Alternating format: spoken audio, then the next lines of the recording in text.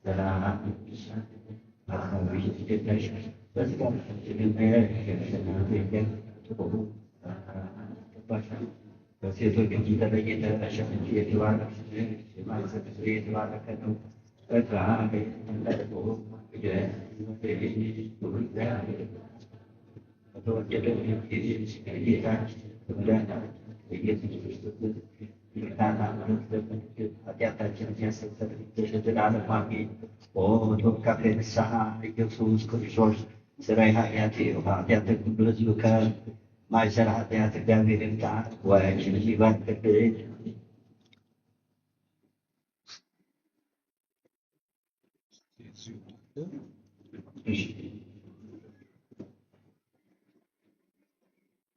የአባቶቻችን በረከት በእኛ በሁላችን ላይ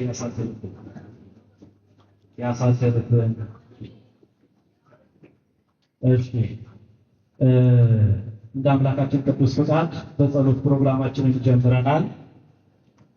ምናልባት እንደምታውቁት የተጠራንበት ዓላማ እዚህ ፊት ለፊት እንደምትመለከቱት ነው። ምን ይላል? አቤት እስኪ ሁላችሁም እኔ ያለው በሉ። እስኪ እኔ ያለው በሉ። አይሰማም አይሰማም። እኔ ያለው ማለት በቤተ ክርስቲያናችን በብዙ ሊተረጎም ይችላል። አንደኛ ያልሞተ ሰው ነው። ምን የሚል አቤት ንገሩኝ። ያልሞተ ሰው ምን ይላል? ሁለተኛ ለምስክርነት አንድ ሰው የተደረገውን ነገር በዛ ቦታ ከተወሰ ምን ይላል?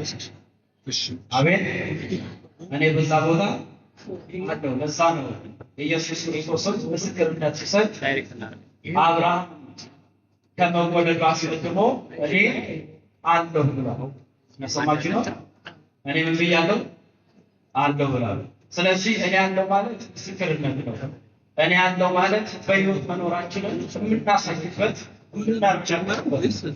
ሶስተኛ እኔ አለሁ ማለት ሰይጣንን የምናሳፍርበት፣ ከተቸገሩ ጎን የምንቆምበት፣ ይልቁኑ ደግሞ ቤተክርስቲያን ልጆቿን በምትፈልግበት ሰዓት ላይ አብሮ በመቆም ሰይጣንን የምናሳፍርበት ነው።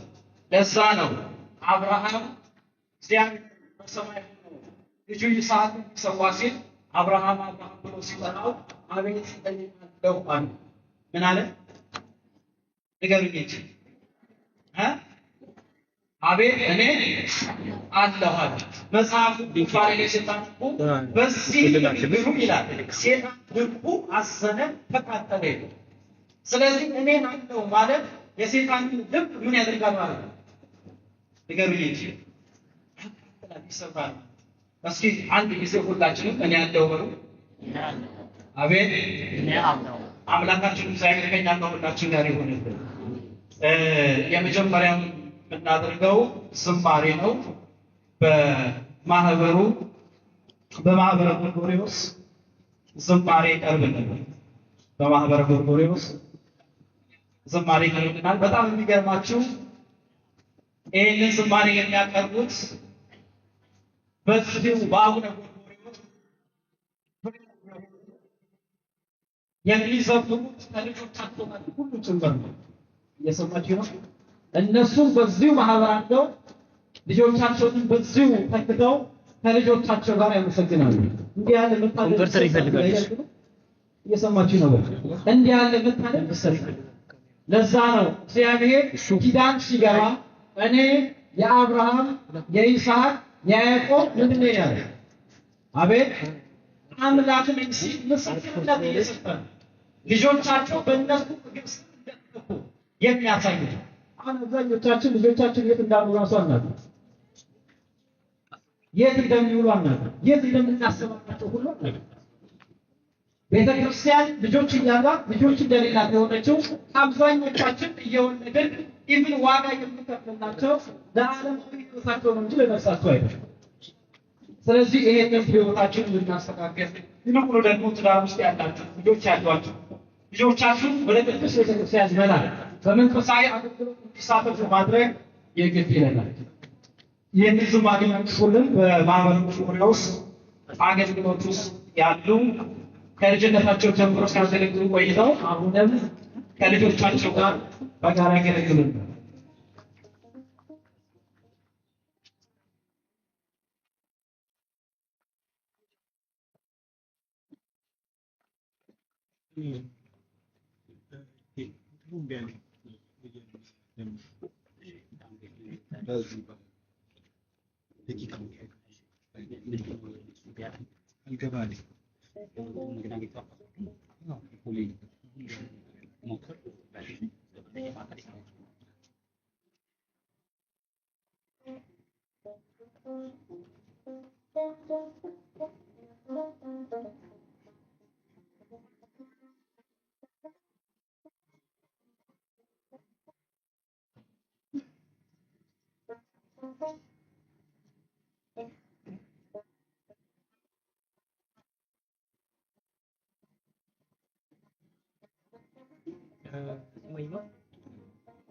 ለመስጠት በመንፈስ ቅዱስ ስም አምነን እንዘምር።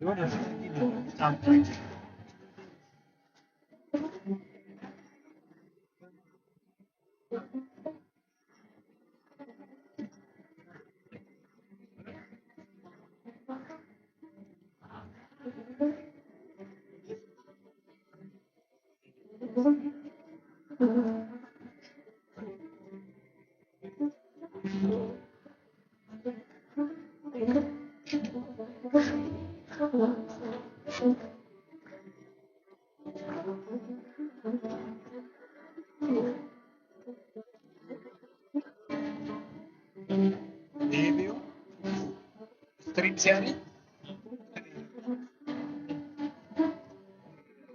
ዲስፕሌውን እዛ ጋር አለ የሚታየው ነው እንጂ እዛ ጋር ያሳያል። በስልኬ እኛ ስናደርግ እዛም ጋር ይታያል። በዚህ ላፕቶፕ ማለት ነው።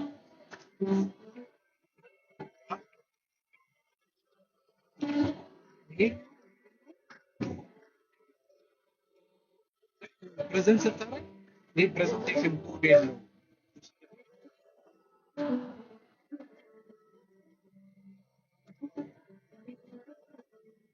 ያው ፕሬዘንት ብለው ማለት ነው።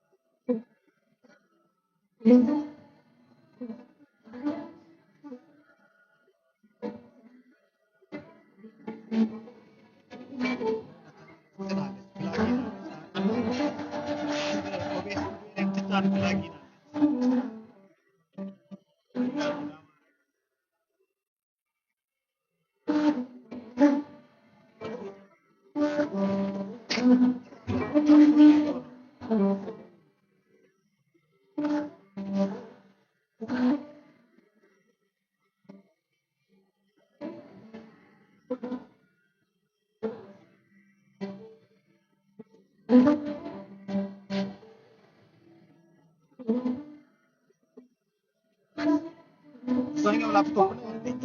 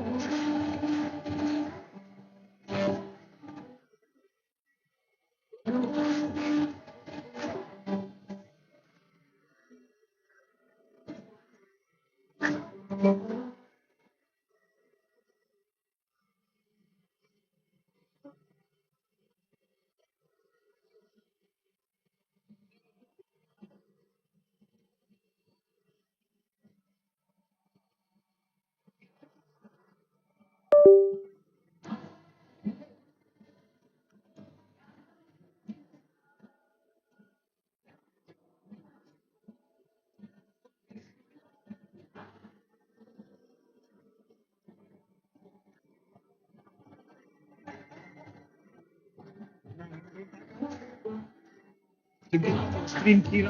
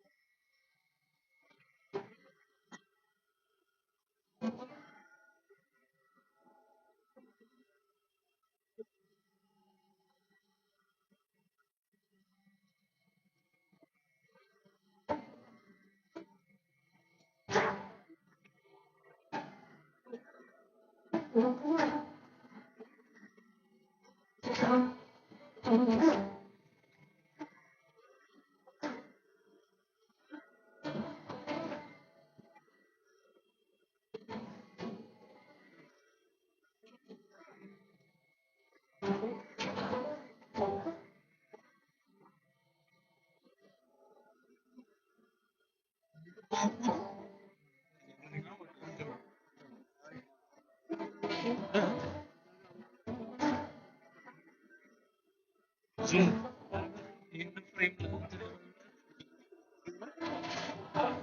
በቂ ነው። አይ ሌላ ፕሮሰስ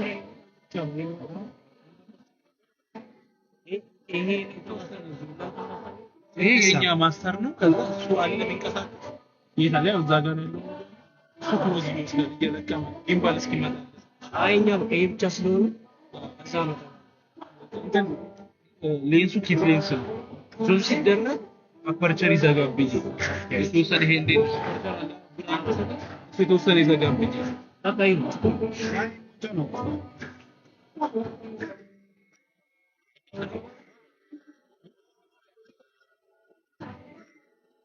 በዚህ ሎጊን አደረግኝ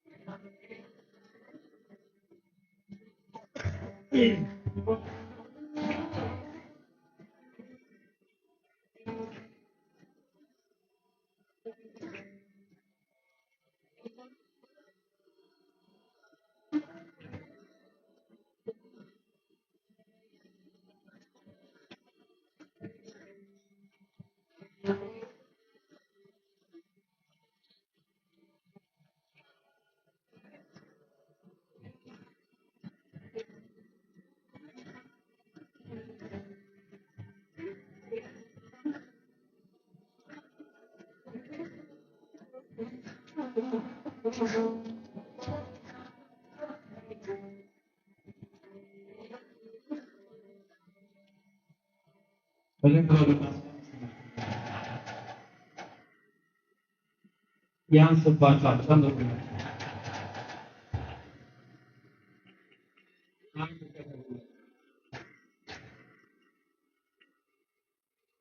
እንግዲህ አቡነ ጎርጎርዮስ የወለደቻቸው እነዚህ ሁሉ ልጆች ነው። እንደምታውቁት እኚህ ሁሉ ልጆች ሲወለዱ እንዲሁ በስሜት አይደለም፣ በብዙ ተጋድሎ ነው። እየሰማችሁ ነው? በብዙ ምንድን ነው ተጋድሎ ነው። እንደምታውቁት አቡነ ጎርጎርዮስ በተጋድሎ ቤተክርስቲያን የምትመሰረተው በስሜት ሳይሆን በተጋድሎ እንደሆነ የሚያምኑ እነዚህን ሁሉ ልጆችም ሲያፈሩ እጅግ በጣም ብዙ ዋጋ ከፍለው በባህሪ በስነ ምግባር ይልቁኑ ደግሞ ለቤተክርስቲያን ልጆች ሆነው የጀርባ ሆነው አምላካቸው እግዚአብሔርን ያመሰገኑ በስጋም በነፍስም በረከት እንዲያገኙ አድርገው ኮትኩተው ነው ያሳደጉትና በእውነት ለእነዚህ ዘማሪያን በድጋሚ እልል እናመስግናለን። ዛሬ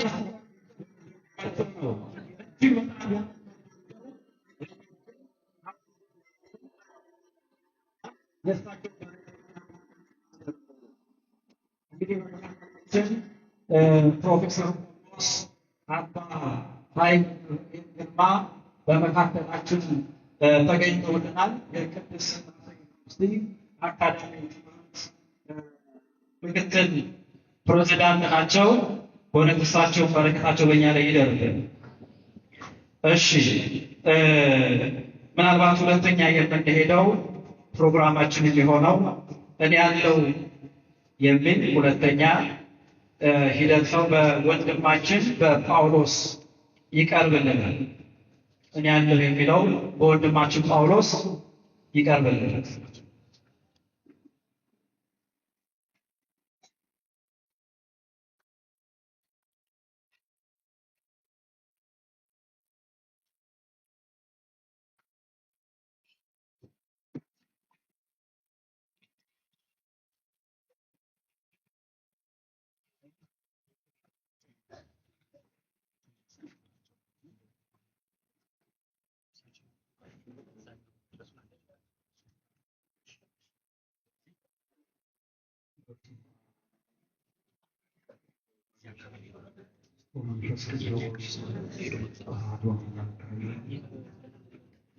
የተከበሩ አባታችን ፕሮፌሰር ቆሞስ አባ ኃይለ ገብርኤል የቅድስት ሥላሴ ዩኒቨርሲቲ አካዳሚ ትምህርት ምክትል ፕሬዝዳንት፣ የምንወዳቸውና የምናከብራቸው አባታችን መልአከ ኃይል ቆሞስ አባ አብርሃም፣ የተከበራችሁ የልዑል እግዚአብሔር ወዳጆች፣ የእመቤታችን የአስራት ልጆች፣ የሊቀ መላእክቱ የቅዱስ ሚካኤል የአደራ ልጆች፣ በወደደንና ባከበረን በልዑል እግዚአብሔር ስም እንዴት ሰነበታችሁ? መግቦቱ፣ ቸርነቱ፣ ጥበቡ ርኅራኄው የማይመረመር የልዑል እግዚአብሔር ስም ዘወትር የተመሰገነ ይሁን። በልዎ ለእግዚአብሔር ግሩም ግብርከ በልዎ ለእግዚአብሔር ግሩም ግብርከ መዝሙር 66 ቁጥር 3 ላይ ሰባት መፍታትን የተሰጠው ነቢዩ ዳዊት የሩቁንም የረቀቀውንም መጻተኑ ጊዜያት ስለ እግዚአብሔር መግቦት ተነብዮ ተናግሮ አልቅሶ ዘምሮ በገና ደርድሮ አልወጣልህ አላረካህ አላርክህ ስለው እንዲህ ነበር ያለው። እግዚአብሔርን እንዲህ በሉት፣ ስራህ ግሩም ነው ድንቅ ነው በሉት አለ። ቃላት ቢያጥረው ቋንቋ ቢያጥረው እግዚአብሔርን ስራህ ግሩም ድንቅ ነው በሉት። በእውኑ እግዚአብሔር በልጁ በይስሐቅ ሦስተኛውን ጉድጓድ ቆፍሮ ውሃ ባገኘበት ጊዜ የጉድጓዱ ስም ርኅሩት ነበር ያለው። በዛም ሰፋን በረከትን እንዳለው የኃያሉ የቅዱስ ሚካኤል ልጆች እንደዚህ በርክተን ሰፍተን ፍሬ አፍርተን ከልጅ ልጆቻችን ጋር በዚህ በቅዱስ ማዕድ ታድመን በምን ቃላት ገለጸ? የሊቀ መልአኩ የቅዱስ ሚካኤል ጠባቆቱ መግቦቱ በክርስትና እጃችንን ይዘው ዳዴ ስንል ስንደፋደፍ ስንዳክር ካሳደጉን ከአባቶቻችን እግር ስር ተቀምጠን በእቅፉ መገኘት በደጁ መመላለስ እኮ ቃላት አይገልጸውም። ለዚህ ነው ታላቁ ነቢየ እግዚአብሔር ቅዱስ ዳዊት በልቡ ወደ እግዚአብሔር ግሩም ግብርከ በምን ቃላት ይገለጻል?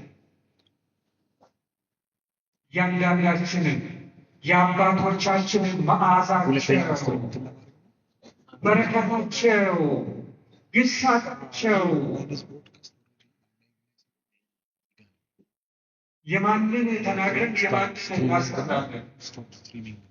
ታላቁ አባታችን አቡነ ጎርጎርዮስ ቤተ ክርስቲያን ካፈራቻቸው የጭንቅ ቀን ልጆች አሚጣ የወጨነቻቸው ሐዋርያው፣ ሰማዕት፣ ወንጌላዊ፣ ባህታዊ፣ የታሪክ ተቆርቋሪ፣ ተመራማሪ መጽሐፋቸውን ያነበባል የተረዳል። ስለዚህ ይህንን ገዳም ቀድሞ እኛ ማንንና የእሱ ቤት የምንሰራው በረከት እንድናገኝ እንደ ቸርነቱ ቤቱ ተጠርተን ያደግንበትን ተበዝብዘን ከጠፋንበት በአባቶቻችን በእውነት እግዚአብሔር በሕይወት በጤና ቆይቶን በመካከላችን ከተገኙት በአባታችን በአባ አብርሃም በሥጋ ዛሬ በጤና እክል ምክንያት በመካከላችን ባይገኙም በእነ አባ ሚካኤል በእነ አባ ዳንኤል የአንደሁ መርሐ ግብር በአምባ ልጆች በሰራተኞች በልጅ ልጆች ህንፃ ቤተ ክርስቲያኑ እየተገባደደ ቢሆንም የሚፈለገው የሥላሴ ህንፃ እንዲገነባ ነውና ሕፃናት አምባ ከአዲስ አበባ በ230 ኪሎ ሜትር በስተደቡብ ወደ ሐዋሳ ስንጓዝ የቡልቡላ ከተማ ደርሰን ወደ ቀኝ ታጥፈን 32 ኪሎ ሜትር እንደታጠፍን የምናገኝበት ታላቅ ገዳም ነው። ያውም የአንድነት ገዳም። ቦታው ህንፃ ቤተክርስቲያን ብቻ ሳይሆን ከአንድ ጋሻ በላይ የልማት መሬት አለው። የአብነት ትምህርት ቤትን ለማቋቋም አባቶቻችን እየተጉ ነው ያሉትና ዛሬ በዚህ ቦታ ተገኝተን ቃለ እግዚአብሔር ስንሰማ በረከትም ነው አደራ ጭምር ይዘን የምንመለስበት ነው። በእውነት ቤተክርስቲያን ብትሆንም የአምባ ቅዱስ ሚካኤል ለእኛ ደግሞ ልዩ ነው። በኮልታፋን ባዳሁ አንደበታችን ስንተባተብ ያለንበት ያ ሁሉ የአጋንንት ውጊያ የነበረበት የአባቶቻችን ቀሚስ ይዘው ዘመናዊ እግራቸው ይቆረጥ ብሎ በወሰነበት ሰዓት የአባቶቻችን የቀሚሳቸውን ጫፍ ይዘው ድነው ተፈውሰው የሚጓዙ ጌቶቻችን ሕይወት ታሪክ እጅግ በጣም የማይረሳ ነው። ያየ ይረዳል። ስለዚህ ብዙ የልማት ስራዎች አሉንና በዚህ ጉባኤ የተገኛችሁ በተለያየ አጋጣሚ የምትሰሙ የአምባ ቅዱስ ሚካኤል ገና ጅምር ስራዎች አሉት። እኛን ወደ በረከት የሚጠሩንና ይህንን የተጀመረው የበረከት ስራ ፈጽመን አባቶቻችን እግር ስር ሆነን ቃለ እግዚአብሔር ተመግበን የመንግስቱ ወራሾች እንድንሆን የአምላካችን ቅዱስ ፈቃዱ ይሁንልን። የሚነገረው ታሪክ ሰፊ ቢሆንም ካለን ከሰዓት አኳያ ይህ መርሃ ግብር እዚህ ሲዘጋጅ በዛ በነበረበት ቦታ ማዘጋጀት ቢቻልም እንኳን እንደ እግዚአብሔር ፈቃድ በዚህ በአዲስ አበባ ዙሪያ የምንገኝ እግዚአብሔር ደግሞ ከተለያየ አቅጣጫ ሰብስቦ ለዚህ ካበቃን ቅዱስ ሚካኤል ልጆች ኑ ተሰብሰቡልን። ቅድም እዚህ ነጭ ጻዕዳ ለብሰው ሲዘምሩ የነበሩ ልጆቻችንን የልጅ ልጆቻችንን ናቸው። ለዚህ ነው እንግዲህ ከልጆቻችን አልፈን ከልጅ ልጆቻችን ጋር በበዓል እግዚአብሔር ስንሳተፍ ከዚህ በላይ መታደል ምን አለ? በተቀደሰ ስፍራ ዘመን ጊዜ ሁኔታዎች በማይሽሩት በእውነት እኔ ለዚህ ነው እንግዲህ ርዕስ ብንፈልግ ከዚህ በላይ የሚገልጠው ርዕስ የለም። የእግዚአብሔርን ስራ እንዲህ በሉት፣ እግዚአብሔርን እንዲህ በሉት፣ ስራ ግሩም ድንቅ ነው በሉት። ሕፃናት አምባ ቃለ እግዚአብሔር የማይነገርበት መስቀልን ይቅርና መጽሐፍ ቅዱስን የያዘ ሰው የሚታሰርበት ደፋር አባቶችም እንኳን መስቀል ይዞ ቢገኙ በያዙት መስቀል የሚገረፉበት በቅዳሜ ስዑር ቀን አንድ አባት ነበሩ፣ ቄስ መልካም የሚባሉ በአምባ ውስጥ ሰራተኛ ነበሩ። የምስራች ከተማ በድብቅ በጋሪ ጠቅልለው ለልጆቻቸው አድርሰው ሲመለሱ በዘመኑ የነበሩ ሰዎች በዛው ከተማ እጅና እግራቸውን ታስረው ወደ ወህኒ ነበር የወረወሯቸው። ግን በጣም የሚገርም እግዚአብሔር ታሪክን ቀይሮ እሳቸውን ያሰሩ ወይ ያሰሩ ሰዎች ዘመን ሲለወጥ ራሳቸው ታስረው እዚህ የታሰሩ አባት ሄደው ደግሞ በእስር ቤት ጠይቀው አጽናንተው ንስሐ ሰጥቷቸዋል። ይህንን በመካከላችን ያሉ አባ አብርሃም ያውቃሉ። አብረን ሄደን ነው እነዚህ ሰዎች የጠየቅናቸው። እንግዲህ ከዚህ አኳያ ታሪኩ ረዥም ነው። ቀጣዩ ሰፊ መርሃ ግብር ነው። ስለ ሕፃናት አምባ ቅዱስ ሚካኤል ታሪክ ተናግረን ስለማንጨርስ ጉባኤያችንን እግዚአብሔር ይባርክልን፣ የአባቶቻችን በረከት ይደርብን። ወስብሐት ለእግዚአብሔር።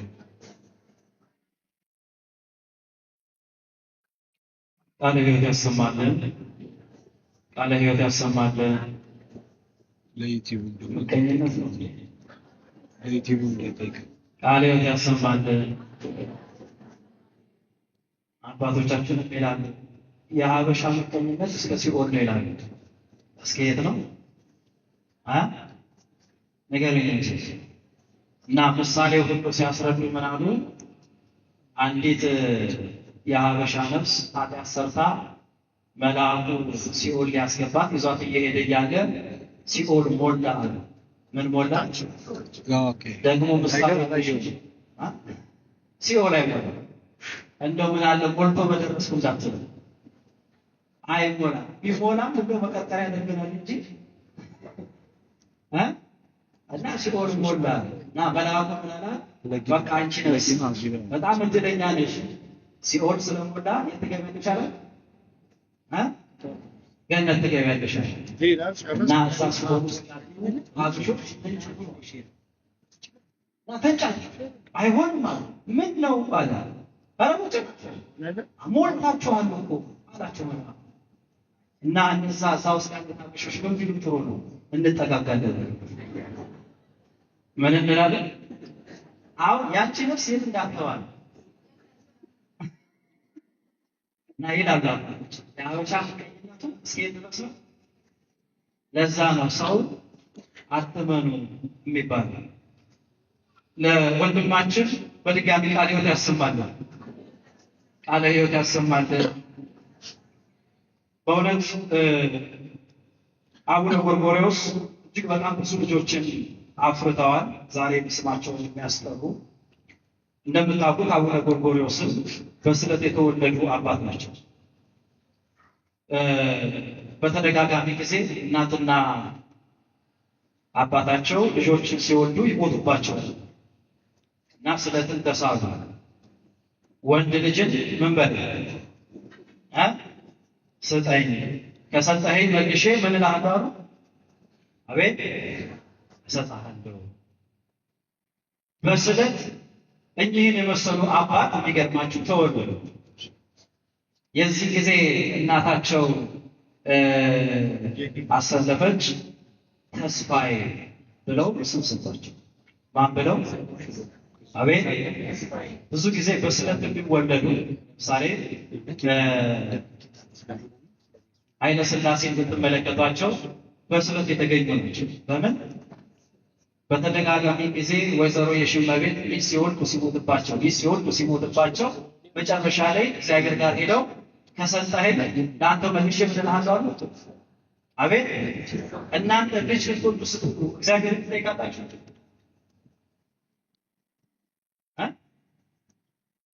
ትጠይቃላችሁ? ፍቃድ እግዚአብሔር ትጠይቃላችሁ? ፍቃድ እግዚአብሔር ተጠይቆ የተወለደ ልጅ የሚገርማችሁ ብዙ ዘመን ትልቅ ነገር የሚያደርግ በመጽሐፍ ቅዱስ ላይ ከዘፍጥረት አንስታችሁ ብትመለከቱ ትልቅ ስራ እየሰሩ በስለት ከመካን ቤተሰብ የተወለዱ ናቸው። ከመካን ቤተሰብ ፍቃድ እግዚአብሔር ተጠይቆ የሚገኝ ልጅ ነው። ሀገርንም ቤተክርስቲያንንም ማሸጋገር ይችላል። አሁን ዝም ብለን ምን ስራህን ስራ። ምክንያቱም እግዚአብሔር በዝምታ ውስጥ እኛን ስለሚሰራል። እኛም በዝምታ ደግሞ ሰዎቻችን ስለዚህ በጣም የሚገርማችሁ ታውቃላችሁ፣ ቅድም እንዳልኳችሁ ነው። ቤተክርስቲያን በስሜት አትገነባም። በብዙ ተጋድሎ ነው የምትገነባው። በብዙ ተጋድሎ። ስለዚህ የአባቶቻችንን በረከት እግዚአብሔር ያሳድርብን። ከዚህ በመቀጠል ምናልባት አባታዊ ምክር እጅግ በጣም እንወዳቸው ፕሮፌሰር ቆሞስ አባ ኃይለ ገብርኤል ግርማ የቅድስት ሥላሴ ዩኒቨርሲቲ አካዳሚ ትምህርት ክፍል ምክትል ፕሬዝዳንት ናቸው። እሳቸው አባታዊ ምክር ያስተላልፉልናል። ወደ እሳቸው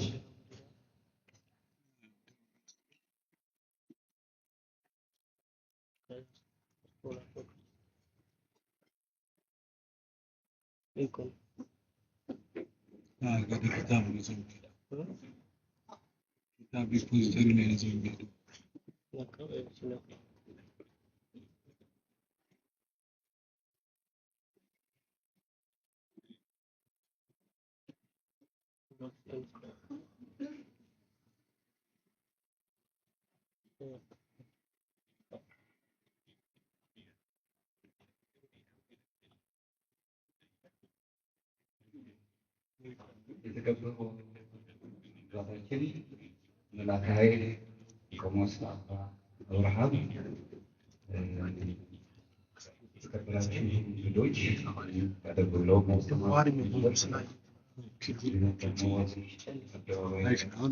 የተሰበሰባችሁ ሁላችሁ እንደምን አረፈዳችሁ። በእውነት የባህሪ የሆነ አምላካችን እግዚአብሔር ስሙ የተመሰገነ ይሁን።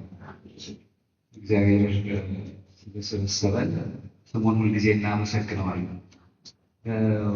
ይህ በላይ ባሉት ከሁለት አስርት ዓመታት በላይ የሚሆን ምክንያት ወይም ወደ ሶስተኛው 10 ዓመታት በላይ በዓይነ ሥጋ ያላገኘኋቸው በመካከል አባቴ አባ አብርሃም ዛሬ ስላገኘሁት በጣም ደስ ብሎኛል። በእውነት ለመናገር አባ ሚካኤልና እኔ ቅድስት ሥላሴ ዩኒቨርሲቲ ተማሪ እያለን ባታ ለማርያም ታላቅ አገልጋይ አባት ናቸው። የሄደን የምንጽናናባቸው አባት ናቸው። የእናንተ የሁላችሁም አባት በተለይ የዘዋይ ሕፃናት አምባ ልጆችን የሚያጽናኑት ይታወቃል። አባ አብርሃም፣ አባ ሚካኤል፣ አባ ሳሙኤል ይባሉ አሁን ጣሊያን ሀገር ያሉ ናቸው እና ይህንን ስላየሁ ዛሬ በጣም ደስ ብሎኛል። እዚሁ በቅርብ ሆኜ ግን መጠየቅ አልቻልኩኝም፣ ማግኘታቸው አባታችን ስላየሁት ደስ ብሎኛል። ክብር ይስጥልን። እንደ እግዚአብሔር ፈቃድ የተሰበሰባችሁበት መንገድ ይታወቃል። አባ ሚካኤልን ወክዬ ነው የመጣሁት። አባ ሚካኤል የትኛውም ዓለም ላይ ሳሉ ያው የአምባ ልጆችን አይረሱም። በተቻለ አቅም እንደው ተገኝተን አንድ ነገር ይዘው ቻድር ስላሉ በተወሰነ መልኩ ቃል ሀሳቤን ለመግለጽ ብቻ ነው ጊዜ እና ትልቅ ስራ ነው የጀመራችሁት። አሁን ይኖራል ኖራል ቀደም ብሎ ነው የማውቀው የሕፃናት አምባ ገዳም ያን ጊዜ ትንሽ የነበረው በረሃ የነበረበት አካባቢ ነው። ቢያንስ ከ30 ዓመት አካባቢ የሚደርስ ይሆናል። አሁን ባለው ሁኔታ ነው። ምናልባት እንደው እንዲህ ከተሰበሰባችሁ በተወሰነ መልኩ ይህ ዓለም በጣም አስቸጋሪ የሆነ ስብራት የገጠመው ዓለም ነው የምንኖረው እና የስብራት የገጠመውን ዓለም በኦርቶዶክሳዊ ሕይወት እንዴት መቀየር እንችላለን ወይ ደግሞ ኦርቶዶክሳዊ ሕይወትን እንዴት አድርገን መኖር እንችላለን? ምክንያቱም ሕንፃ ቤተክርስቲያን መስራት ብቻ ሳይሆን እኛም አንትሙ ታቦቱ ለእግዚአብሔር ነው የተባልነውና እኛስ ራሳችን ሕይወታችን እንዲህ ስቃይ ባለበት ዓለም ላይ ስንኖር እንዴት አድርገን ሕይወታችን መምራት እንችላለን የሚለውን ነገር ለማየት ሞክራለሁ። ስብራት በገጠመው ዓለም ላይ ኦርቶዶክሳዊ ሕይወት እንዴት መምራት ይቻላል? ያዕቆብ ምዕራፍ 3 ቁጥር 13 ላይ እናንተ ጥበበኛ አንተ ጥበበኛ ወይም ብልህ አስተዋይ ከእናንተ መካከል አስተዋይ የሆነ ሰው ማን ነው ይልና ከጠባዩ ማማር የተነሳ ስራው በጥበብ ወይም በቅንነት በማስተዋል የሚያሳይስ ብሎ ይነግራል። ከዚህ የተነሳ በተቻለ አቅም ዓለም በራሱ የሆነ ተግዳሮት ያለበት ጊዜ ነው የምንኖረው እና አሁን የተሰበሰብንበት ሕንፃ ቤተክርስቲያን ብቻውን ሳይሆን እኛም በራሳችን ችግር ውስጥ ነው ያለነው። ይሄ የዓለም ነው እንደ ሀገር ብቻ ሳይሆን እንደ ዓለም ያለው ችግር እንዴት ነው ስብራት ገጠመው ብለን የምናወራው ካለ በዓለም ላይ የለም። ምክንያቱም አብዛኛው መልካም ሰዎች መልካም አስተሳሰቦች እየራቁ ግላዊ ስሜቶች እየተወለሱ የመጡበት ጊዜ ነው። ቁሳዊ የሆነ ወይ የናረበት ጊዜ ነው የምናየው። በከንቱ ደስታዎች የተፈጠረ ዓለም ውስጥ ስንኖር ሌላው የሚባለው የቤተሰብ ሕይወት ራሷ ምስቅልቅል ብላ መከራዋን እያየች ነው። ትዳር ይፈርሳል፣ ፍቺዎች በጣም ይበራከታሉ። ከዛ ተረፈ ደግሞ እኔና ራሴ ብቻ የሚል ከመንፈሳዊ ዓለም እንዲህ አይነት ዓለም ስንኖር ቤተክርስቲያን በጣም ትቸገራለች። መንፈሳዊ ዓለማችን ይጣበባሉ። የምናስባቸው ሀሳቦች ስንነት ይገጥማቸዋል። በዚህ ውስጥ ሆነን ሳለን እንግዲህ ቃሉን የምታደርጉ ሁኑ እንጂ ራሳችሁን እያሳሳችሁ የምትሰሙ ብቻ አትሁኑ የሚል ደግሞ የእግዚአብሔር ቃል አለ። ከግላዊ ስሜት የምንወጣበት የቤተክርስቲያንን ቃል የምንሰማበት ድምጿን የምንሰማበት ከምድራዊ ሕይወት ዘላለማዊ ሕይወት የምናስብበት በምድር ላይ ሆነ ሰማያዊ ነገር የምናስብበት ነገር ማየት የምንችልበት ነገር ይኖራል። ክርስትና በራሱ እውነት ያለበት ሐሰት የተለየ ሐሰትን የማይስማማው ንጽህ ያለበት ወይም ንጽህና ጤናማ ሀሳቦችን የሚያስተናግድ መሆኑን ከቅዱስ መጽሐፍ መረዳት እንችላለን። ለዚህም ነው ቅዱስ ጳውሎስ በፊልጵስዩስ መልእክቱ ላይ ምዕራፍ 4:8 ላይ ይላል፣ ወንድሞች ሆይ እውነተኛ የሆነውን ነገር ሁሉ፣ ጭምትን ያለበትን ነገር ሁሉ፣ ጽድቅ የሆነውን ነገር ሁሉ፣ ንጽህ የሆነውን ነገር ሁሉ፣ ፍቅር ያለበትን ነገር ሁሉ፣ መልካም ወሬ ያለበትን ነገር ሁሉ፣ በእኩልነት ቢሆን ምስጋና እነዚህን አስቡ ይላል። ይህን ስናስብ ነው የእግዚአብሔርን ቤት መስራት የሚለውን ነገር በብቃት ልንሰራ የምንችለው። እንደውም ቤተክርስቲያን ራሷ የሰማይ ደጅ ተብላ ነው የምትጠራው። ያዕቆብ የቀድሞው ወይም በኦሪት ዘመን የነበረው ያዕቆብ ከስደት ወደ አባት ቤት ሲመለስ በሎዛ ላይ ሎዛ በተባለችዋ ቅልፍ ተኝቶ መንገድ ጨልሞበት ባለበት ሰዓት ያየው ራእይ ዛቲ ይእቲ ሆታ ለሰማይ ዘየትታነጽ ቤተ እግዚአብሔር፣ ያቺ የእግዚአብሔር ደጅ ናት። በዚች ደጅ ላይ ደግሞ እግዚአብሔር በዚች ቦታ ላይ ቤተክርስቲያን ይሰራል። ቤት ኤል አራት ነው የእግዚአብሔር ቤት ማለት ነው። አሁንም የምናስበው ይሄንን ለመስራት ካሰብን በቅንነት ራሳችንን በፍቅር እንገልጽና በንጽህና ሁልጊዜ ሰዋዊ ስሜትን ይዘን መሄድ አለብን። አሁን መንፈሳዊ መሆን ብቻ ሳይሆን ሰውነት የተነጠቀበት ሰውነት በጣም የተረገጠበት ዘመን ላይ ነው። ይሄንን በምድር ላይ እየኖርን ያለንበት ማንም ከማንም ጋር እንዲጣጣም የሚያደርግ ዓለም አይደለም ያለነው እና እሱን ማሰብ የምንችልበት ጤናማ ሀሳቦችን እንይዝበት መኖር አለበት።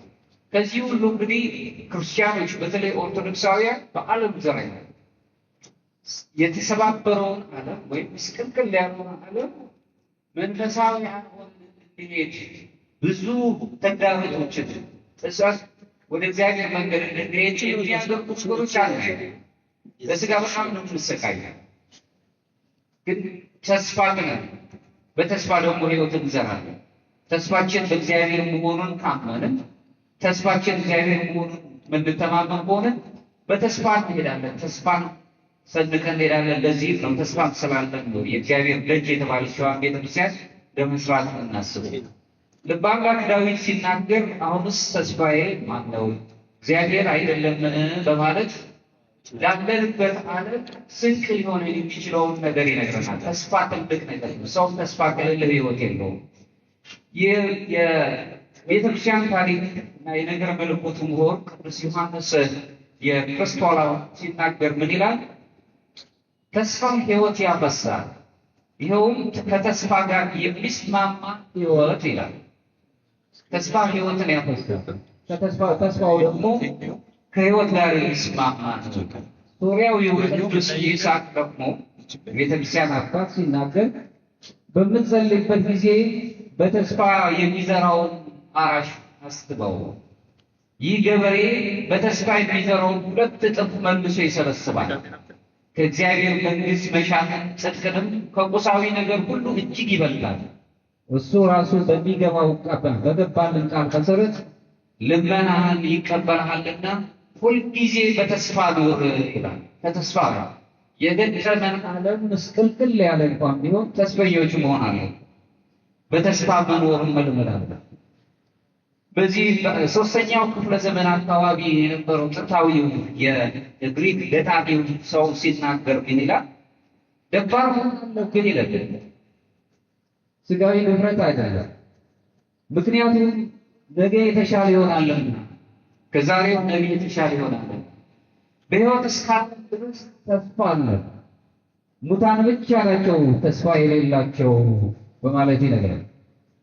እንግዲህ በተስፋ መኖር ስንጀምር ይህን የተመሰቃቀለውን ዓለም ማለፍ የምንችልበት ያሰብነውን ነገሮች መፈጸም ስንጀምርበት ነገር ይኖራል። እዚሁ ጋር ሌሎችም ሲጨልም ከዋክብትን ታያለህና ይላል። ዓለም አሁን ጨለማ ውስጥ ነው ያለችው። በዚህ በጨለማ ሕይወት ውስጥ ግን ተስፋን የምናስብ ሰዎች ሆናል። ይህንን ስለምናስብ ነው እንጂ አሁን ዛሬ ተሰብስባችሁበት ብዙ ጣውረድ ያለበት የሕይወት ምስቅልቅል የሆነ ሕይወት ያለበት ነገር ትመራላችሁ። ከዚህ ሁሉ ግን እግዚአብሔርን አስበን ስለምንመጣ የሶስተኛው የኮፕቲክ አባት ቅዱስ ብፁዕ ቅዱስ አቡነ ሽኖዳ ሲናገሩ ምን ይላሉ?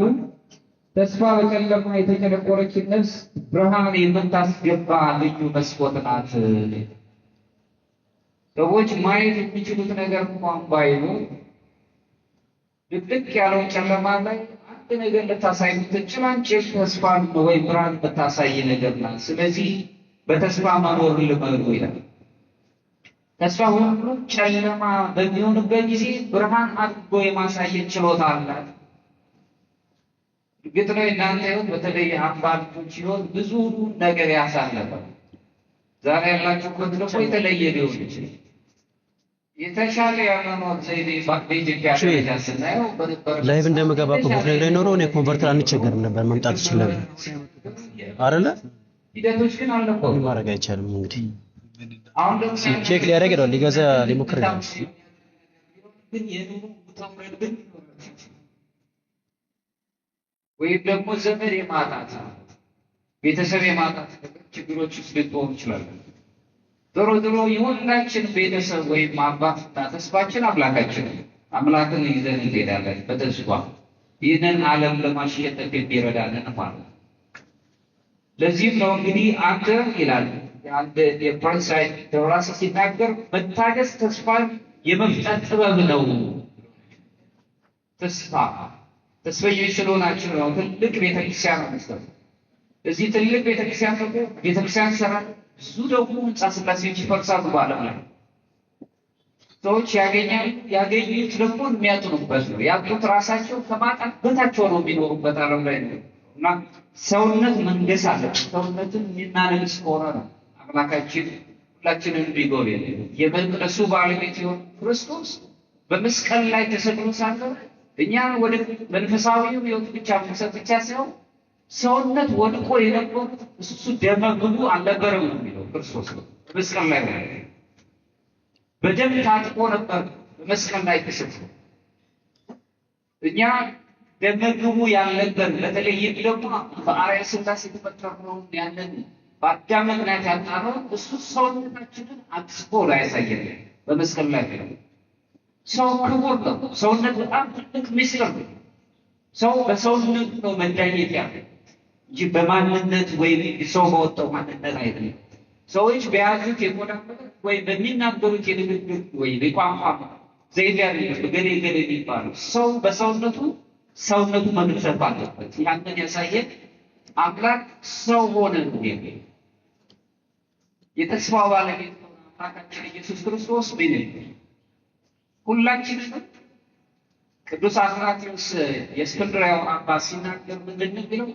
እኛ ማለት ዘበጸጋ እንባል ዘንድ እሱ ክርስቶስ ቃል ወልደ እግዚአብሔር ሰው ሆነ ነው። ሰውነት ወድቆ የነበረውን ሰውነቱን የእኛን ሰውነት ለማንሳት ሰው ሆነ ነው። እኛ ማለት ዘበጸጋ ወይም ሱታፌ አምላክ በግሪክኛው ቴዎሲስ የምንለው ይህ አባት ስለ ሰውነታችን በተናገረበት ርዕሰ ሁላችን ከቤተ ክርስቲያን ምንባል የሰው ሰውነት እየፈረሰ ነው። ሰውነቱን መመለስ አለብን። ሰውነታችን ሊጠግን በምስል ላይ የቆመው አምላካችን እኛን ላይ ነው ተስፋችንን ሊሰጣል። ከዚህ በኋላ ተባለተ መንግስትን እንድንወርስ ነው። መንግስተ ሰማያዊት ነው። በአምስተኛው ክፍለ ዘመን የተነሳው የቤተ ክርስቲያን ታላቁ አባት ዮሐንስ አፈወርቅ ሲናገር ይላል። ቅዱስ ዮሐንስ አፈወርቅ አንተ ይላል በቤተ መቅደስ በቤተ ክርስቲያን ደገኛይቷ በሆነችው በር ላይ ክርስቶስ ወድቆ መጻተኛ ሆኖ ለማኝ ሆኖ ቤት ያጣ ጦማዳሪ ሆኖ ካላገኘ በመንበሩ ላይ አላየሁ። ምክንያቱም ለእነዚህ ከታናናሾቹ ያደረጋችሁት ለእኔ ያደረጋችሁት ብሎ ነው የሚለው። ቤተ መቅደሱን የምንፈልገው ብዙ የእግዚአብሔር ሰዎች ሰው ተብለው እንዲኖሩበት በቋንቋቸው እንዲዳኙበት አይደለም። ሰውነት ነው። ሰው ማን ተብሎ አይጠየቅም። የእግዚአብሔር ሰዎች ሰው መሆኑ እየታወቀ ሰው ማን ነው አይባልም። በጠባዩ ሊገለጽ የሚችልበት ነገር ሊኖር ይችላል። ሰው በሰው ማንም ሰው በሰውነቱ ነው መታወቅ ያለበት። አንትሙ ታቦቱ ለእግዚአብሔር ቅዱስ ጳውሎስ የሚነግረን ይሄ ነው። እናንተ የእግዚአብሔር ቤተ መቅደሶች ናችሁ። ቤተ መቅደሱን ለመስራት የተነሳችሁ የእግዚአብሔር ቤት ነው። እንደውም ወርደው የራሳችሁ አይደላችሁም ነው የሚለው።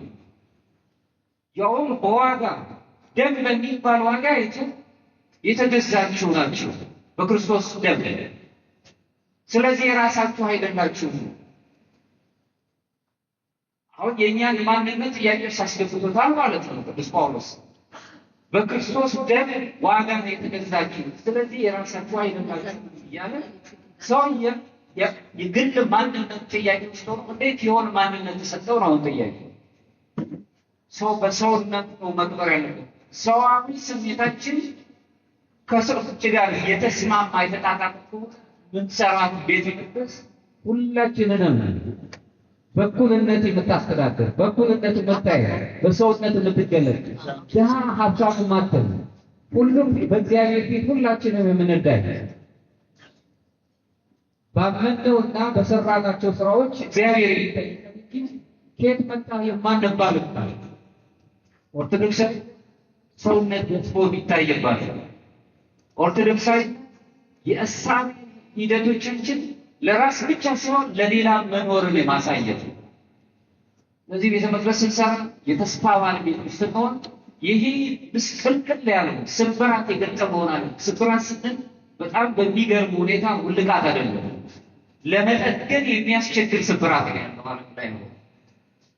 እዚህ ስብራት ውስጥ ወድቀን እንዳንገኝ ተስፈኞች ሆነን በተስፋ የምንሄድ ሆነን አባቶቻችን በተስፋ ነው የሚችል ዓለም የሚያዋጅ ነበሩ። በዚህ ዓለም ብንቸገር ሰማያዊቱ ዓለም አለች ብለን ስለምናስብ በዛ ህይወት ውስጥ እንኖራለን። ሰውነት ገዝፎ መታየት አለበት ውጤታማ እንድንሆን ከፈለገ በሰውነት ህይወት ውስጥ ተስፈኞች ሁልጊዜ መሆን አለበት። ሰዎች በአብዛኛው ተመለከቱት እንደሆነ በሚኖራቸው ወይም ባሉት ነገር ገሌ ነው ተብሎ በእግዚአብሔር ዘንድ ሁላችንም እኩል ናቸው። ሁላችንም በእግዚአብሔር ይወደናል ያፈቅራል። ቅድም እንዳልኩት መጻተኛ የሚባል ማለት ላይ እኛ ሰዎች ያወጣነው ነው። በእግዚአብሔር ዘንድ ሁላችንም እኩል ነን። ለሌሎች ያደረገው ለቤተ መቅደስ የሰራው ስራ ሁሉ ያደረገው ነው። ኦርቶዶክሳዊ ታቢው ራሱ ኦርቶዶክሳዊ ነው ይዘቶቻችን ከፍታ የሚያመጡ መሆን አለባቸው። ይህንን ማድረግ ስንችል ነው ቤተ መቅደስ ሲሰራ በቤተ መቅደስ ውስጥ አክቲቭ ከምንም ነገር በላይ ራሳችንን ቤተክርስቲያናችንን ከፍ ማድረግ የምንችልበት ህይወት ነው። ስለዚህ የተስፋ ባለቤቶች ከዚህ ከተመሰቃቀለ የምንፈልገውን ነገር ላይ ይችላላችሁ ቤት ነው ያለ ነው በዓለም ላይ እኮ ምንም እኛ ነን እዚህ መድረክ ላይ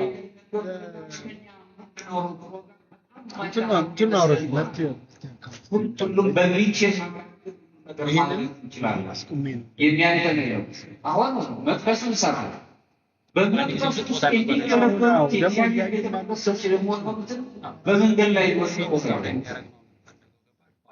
አብዛኛው ሰው በጣም በሚደንቅ ሁኔታ በረሃብ ራሱ ኦልሬዲ እንትኑ ስለገባ ተስፋ በፍቅር መገለጽ የሚያዳምጣቸው ሰው የሚፈልጉ ወገኖች አሉ። ስለ እውነት በእውነት ማለት ጊዜ የለንም። ስለ ሰዎች እንኳን ችግር መስማት አንፈልግም። ምክንያቱም ይሄ ደግሞ የበለጠ ችግር መካከል ስላለ ለምንድን ነው ያንተን ችግር የምሰማው ነው ለመስማት ጊዜ የለም። በምድር ላይ ሊቃውንቱ የሚያስቀምጡት አንዱ ትንሽ አንዱ ትልቅ ያደረገው ምክንያት ብሎ በተለይ ምጣኔ ሀብት ባለሙያዎች ሲናገሩ የስርዓት መፈራረቅ፣ የነገሮች ሁሉ አለመጣጣም ምክንያት የሆነው አንዱን ታላቅ አንዱን ታናሽ በበለጸጋና በድህነት የተገለጸው ይሄ ነው ይሉናል። የነገረ መለኮት ምሁራን ግን ይህን አይስማሙ። አንዱን ታላቅ አንዱን ታናሽ ያደረገው በዓለም ላይ የሚቀር መጥፋት ነው። ምክንያቱም አንድ ሁለት ያለው አንዱ ሊስት ነው። እዚህ ላይ ስልጣ ማካፈል ነው የሚገልጸው እንጂ ፍጹምነትን አያሳስም። ፍጹም መሆን ብትወድ ግን ያንን ሽታን ለውጠህ ሁሉንም ለነዳያን ሰጠን የተከተለ ይሄ ፍጹምነትን አይረግም። ፍጹም የሚሰጥ አምላክ ነው። እኛ ግን ሰዎች ነን፣ እናካፍላለን።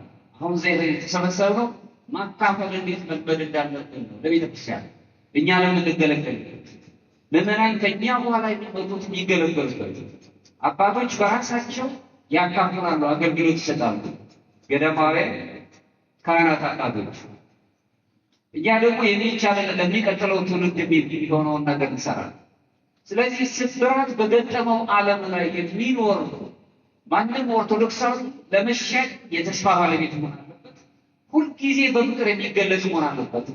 አለመውደድ አንችልም። ሰው ሆኖ አለመውደድ አይችልም። መውደድ ግዴታችን ነው። ለመወደድ ግን ግዳሜ ነው። ምክንያቱም መወደድ በራሱ እንዲወደድ ስራዎችን አይሰራም። ነገር ግን አለመውደድ ግን አንችልም። ሰው ልጅ በተፈጥሮ መውደድ አለበት። ማንን አይደለም የወደዱት የጠሏችሁ ሁሉ ደግሞ የሚለው በፍቅር የምንገለጽ ከሆነ ሁሉን ነገር ማድረግ ትችላለች። ሁሉም ማድረግ የሚችል አምላክ በጥበብ እንዲገልጸን ተስፋኞች እንድንሆንና ቤተክርስቲያን ስናነጽ ሰዎችን እንድናስብ ሰውነትን እንድንገልጽ አሁን በዓለም በጣም ችግር ሆኖብን ያለው ደግሜ ደጋግሜ የምላችሁ ሰዋዊ ስሜት ነው የወደቀው፣ ሰውነት ነው የወደቀው። አሁን ሰውነት በወደቀበት ዓለም ላይ ስለ መንፈሳዊነት ስናስብ ሩቅ ነው።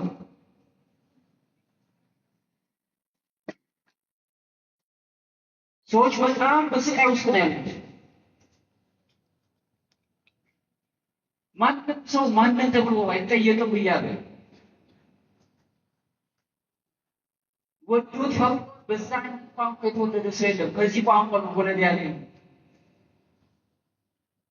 በሰውነቱ ክቡር ነው። ከዛ በላይ ደግሞ በጥምቀት ደግሞ የእግዚአብሔር ልጅነትን አግኝተን ሱፋፊ አምላክ አግኝተን በዚህ ሕይወት ውስጥ ስንኖር ደግሞ የሚያስተሳስረን የሃይማኖት ነጸብራቅ ነው። ይሄ ብቻ በቂያችን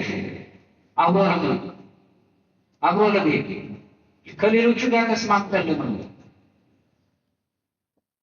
በእኛ መካከል የሌላ ቋንቋ ከሀገራችን ውጭ ያለውን ቋንቋ ተናጋሪ ሰው ቢመጣ በስርዓት አስተካክለን ሃይማኖቱን እንዲያውቀው ሰዋዊ ስሜታችን በተለይ አበሻ ታሪኩ የመሄድ እንግዳ ተቀባይ ቤተክርስቲያን የምታሳየን መንፈሳዊያን እንድንሆን የሚያደርግበት ሂደት አንሱ ነው።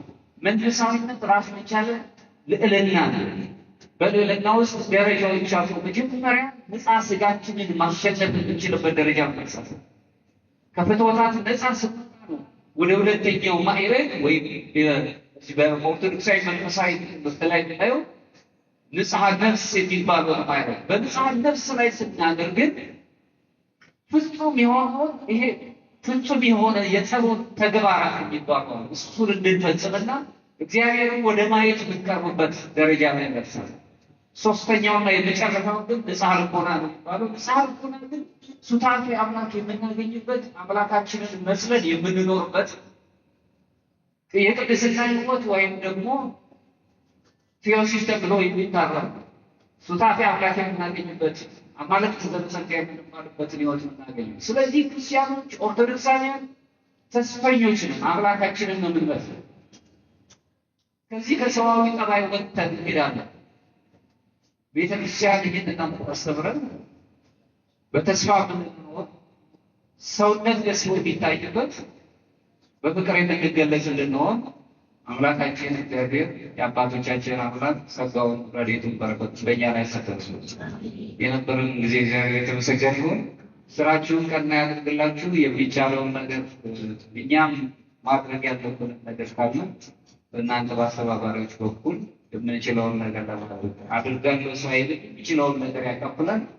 ለሁላችሁም ኃይሉን ጥበቡን ይስጣችሁ። እግዚአብሔር ይስጥልን።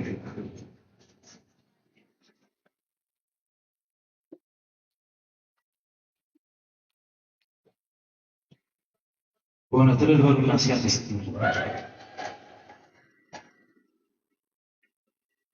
በድጋሚ አመስግኑልን። በድጋሚ አመስግኑልን። እንደዚህ ልቡ ከፍቶ ለሰማ ሰው እጅግ በጣም ትልቅና ጥልቅ የሆነ ሀሳብ ነው ለእኛ ያነሱልን። በተስፋ ልንኖር እንደሚገባ እንዲሁ ደግሞ እኛ ራሳችን ህንፃ ቤተክርስቲያን እንደሆነ ራሳችን ላይ መስራት እንዳለብን እኛ ራሱ የኛ እንዳልሆነ እየሰማችሁ ነው። እኛ ራሱ የማን አይደለም። በቤት ውስጥ የኔ ዕቃ ነው የምትሉት ይኖራል የለም ወይስ አለ? እንደውም ታናናሾች ብዙ ዕቃ ሲነኩባችሁ ይሄ ዕቃ የማን ነው የምትሉት? የኔ አይደለም። ዕቃው የእናንተ ቢሆን እናንተ በራሱ የማን አደረጋችሁ? የራሳችሁ አይደለም። በዋጋ ተብላችኋል፣ ተገዝታችኋል። ለዛ ነው ሐዋርያው ጳውሎስ ለሮሜ ሰዎች ሲጽፍላቸው በሮሜ መጽሐፍ ምዕራፍ 12 ላይ ወንድሞች ወይ ሰውነታችሁን ሕያውና ቅዱስ መስዋዕት አድርጋችሁ ለእግዚአብሔር ትሰጡ ዘንድ በፍጹም ርኅራኄ እለምናችኋለሁ ይላል። እየሰማችሁ ነው? እየሰማችሁ ነው? ወንድሞች ሆይ ሰውነታችሁን ሕያውና ቅዱስ መስዋዕት አድርጋችሁ ለእግዚአብሔር ትሰጡ ዘንድ በፍጹም ርኅራኄ ምን እላችኋለሁ? አቤት እለምናችኋለሁ። በምን ስለተገዛችሁ? በዋጋ ስለተገዛችሁ። በእውነት ለአባታችን ለፕሮፌሰር ቆሞስ አባ ኃይለ ገብርኤል ግርማ በድጋሚ ቃለ ሕይወት ያሰማልን፣ ቃለ ሕይወት ያሰማልን። አሜን። ተስፋ የምናደርጋትን ርስት የሆነችውን መንግሥተ ሰማያትን ያውርስልን። እንግዲህ ያው ፕሮግራሞቻችንን እየጨረስን ነው። እጅግ በጣም የምንወደው የምናከብረው በዝማሬው የሚያገለግለን ቀሲስ ምንዳዬ ብርሃኑ በመካከላችን ተገኝቷል። እሱ እንግዲህ ነፍሳችንን ደግሞ በዝማሬ ያሰብስልናል። ወደ ቀሲስ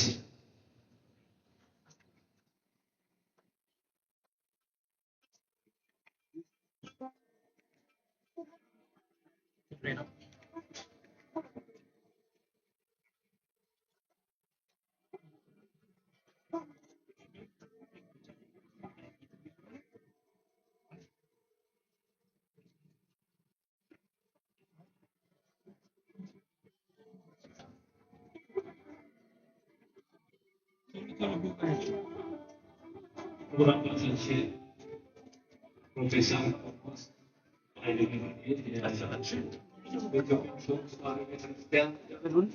የቅድስት ሥላሴ ዩኒቨርሲቲ ፕሬዝዳንት፣ ሊቃውንተ ቤተክርስቲያን፣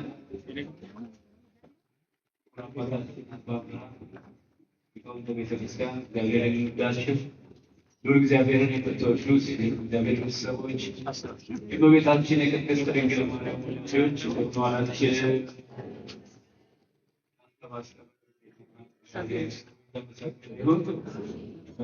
ኢትዮጵያ ኦርቶዶክስ ተዋሕዶ ቤተክርስቲያን የማህበረ ቅዱሳን መዝሙር ከፍ እነሱ ፊት የዘምርና ብዬ ነው ሰውነቸውናስጋናቸውን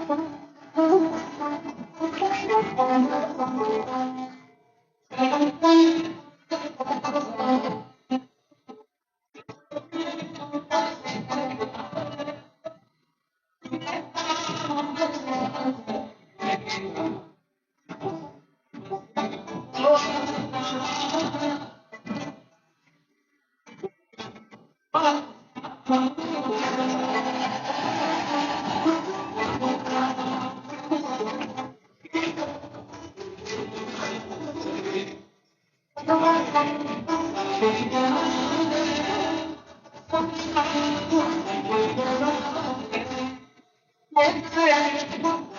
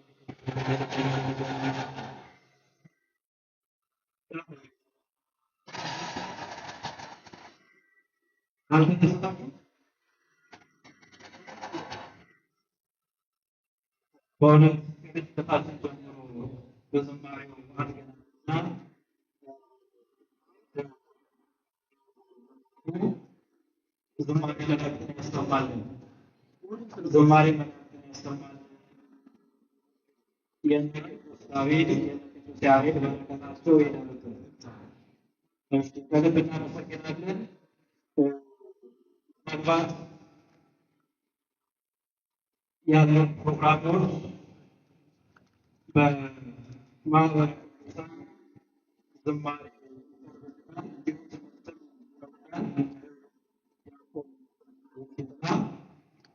እሳቸው እጅግ በጣም ደስ የሚል ያስተምሩናል።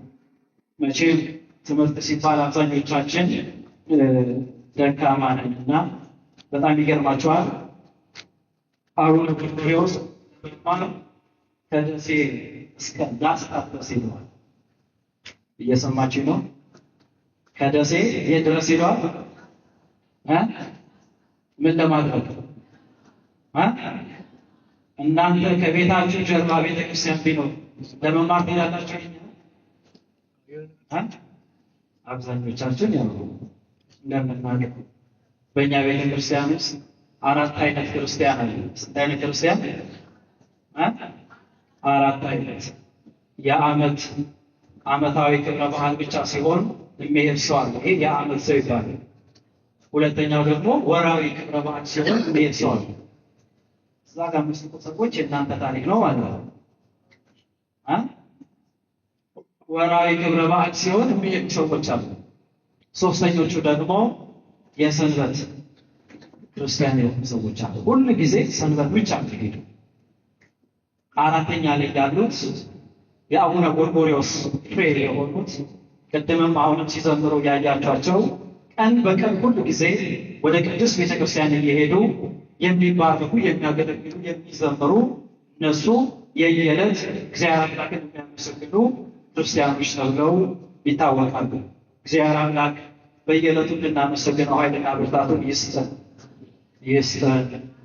የሚገርማችሁ አቡነ ጎርጎርዮስ ታሪካቸውን ሳነብ በጣም ከተደነቁበት ነገር አንዱ በልጅነታቸው ከጓደኞቻቸው ጋር ሲጫወቱ በእንጨት መስቀል እየሰሩ ያሳልሙ ነበር። እየሰማችሁ ቀደም መምህራችን ሲያሰሩ ሰምታችኋል አይደል? በተስፋ መጽሐፉም እንደሚናገር ዛፍ እንኳን ቢቆረጥ ስር እንኳን ቢነቀል ከዋሽንት ላይ የተነሳ ያቆጠ ተስፋ አለው። ምን አለው? አቤት ተስፋ አለው። ስለዚህ ከልጅነታቸው ጀምሮ ተስፋ ህልም ስለነበራቸው አንዳንድ ጊዜ ስድስተኛ የስሜት ሕዋሳቶች ይባላል በእኛ ቤተክርስቲያን።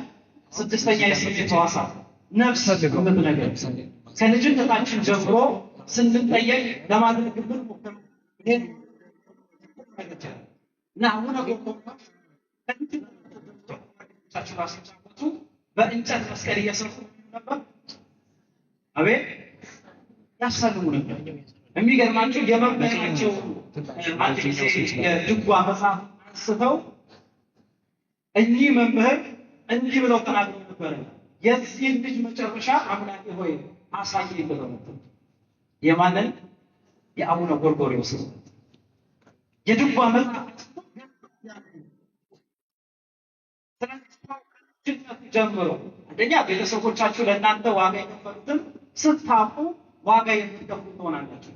አብዛኛው ልጅ ቤተሰቡ የከፈለለትን ዋጋ ስለማያውቅ ነው ዋጋ ቢስ የሆነ። እየሰማችሁ ነው? ዋጋ ቢስ የሆነ ቤተሰቦቻችን የከፈሉትን ዋጋ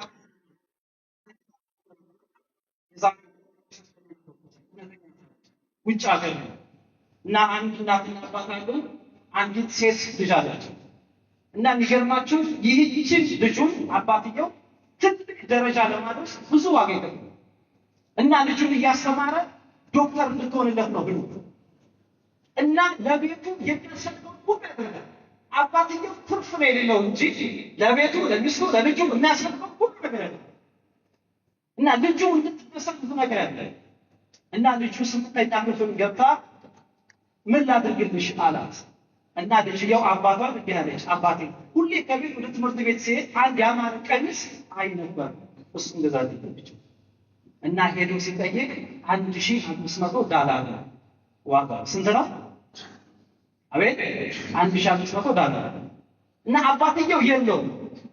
የልጁ መስራት ተጠበቅ። የሚገርማችሁ ደም ሸጠና ልጁ የፈለገችውን ለማስደሰት ብሎ ያንን ቀሚስ ለብሶ ሚስትየው ጠየቀችው፣ ብር እንደሌላ ይሄን ብር ከየት አመጣች? አይ እኔ ጋር መሻሻራል ናጓዘኞች ጠይቄ ይሄን ልብስ ገዛሁ። ሚስት እየከለከላት ልጅየው ያንን ስታይ ደስተኛ ነው። ጥሩ ነጥብ አምጥታ ዩኒቨርሲቲ ገባች። እዛ ዩኒቨርሲቲ የምትማርበት የሙሉ ወጪ ቅድሚያ መከፈል እና ሂሳብ ሲጠይቅ $8,000 አባት ጌታ $500 እንኳን ለማግኘት ደግሞ የሸጣ አባት ጌታ የልጄ ደስታ ከሚባለው እና የሚገርማችሁ አንዱ ኩላሊት ሸጦ ለልጁ የሙሉ ትምህርት ቤት ከፈለ። ሚስትየው ጋር መጣ።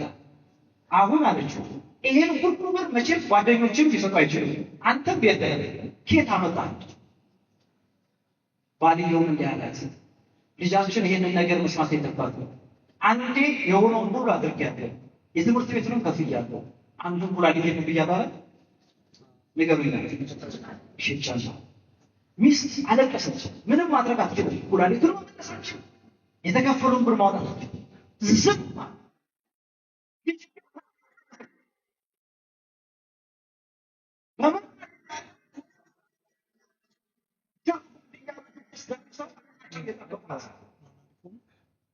ይህቺ በብዙ ዋጋ ያደገች ልጅ እናትና አባት ውስጥ እየጠበቋት ሬሳዋ ነው።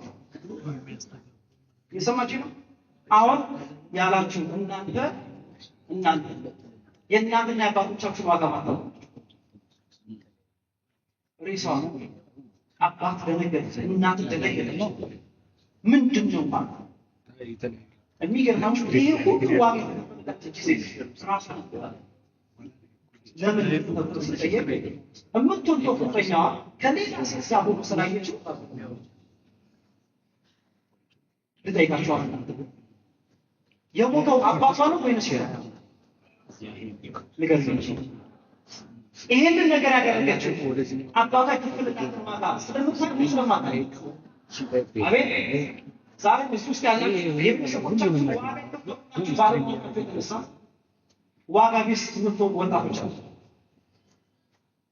ዋጋ ቢስ ምክንያቱም ቤተሰብ ሁሉን አያምናም፣ ሁሉን አይነግርም። ስለዚህ አብሾ ወጣቶች አባቶቻችን የከፈሉልን ዋጋ፣ እናትና አባቶቻችን የከፈሉልን ዋጋ፣ ቤተክርስቲያን ለኛ የከፈለችልን ዋጋ ብናስብ፣ ብንገነዘብ፣ ብንረዳ ብዙ ዋጋ ያለ እናንተ ሰዎች ስለዚህ እግዚአብሔር እንድና እሱ ቅዱስ ፈቃድ ይሁን አይደና ብርታት ትግስት። እሺ ከዚህ በመቀጠል የማህበረ ቅዱሳን መዘምራን ዝማሬ ያቀርቡልናል። ከዝማሬ ቀጥሎ ዲያቆን ግርማ ይሽላ ለመካከላችን ይገኛሉ። እሳቸውም ደግሞ ለነፍሳቸው ለሆነውን ይመግቡ። ሲሄድ የኔ ማይክ ምን አደረገ ላይ የተቀዳ ማለት ነው። ያ ማይክ ላይ ካሜራ ላይ እንዲገባ ማይክ እዚህ ፉል ፊቱ ላይ አደረኩትና ማይኩን እዛ ላይ ኢንኩን እኔ ካሜራ ላይ እና የሱ ማይክ የሚገባው ድምፅ እዛ ያለ ብዙ እንደው እዚህ ጋር ደግሞ ሲንቀሳቀስ ላሉና ብዬ ያው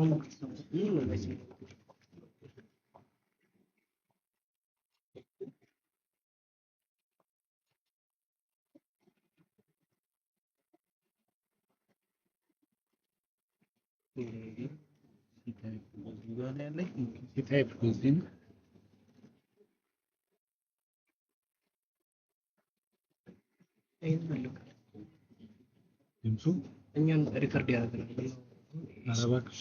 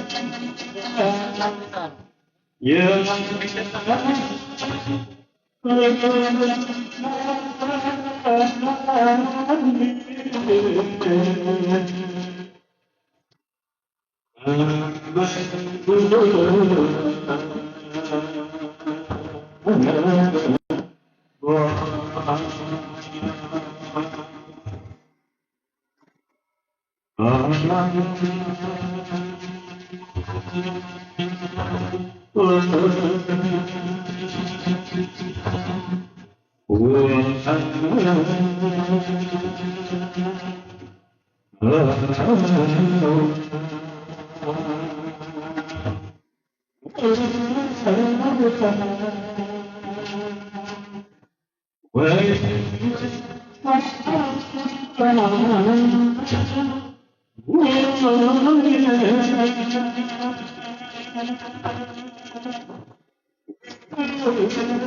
you.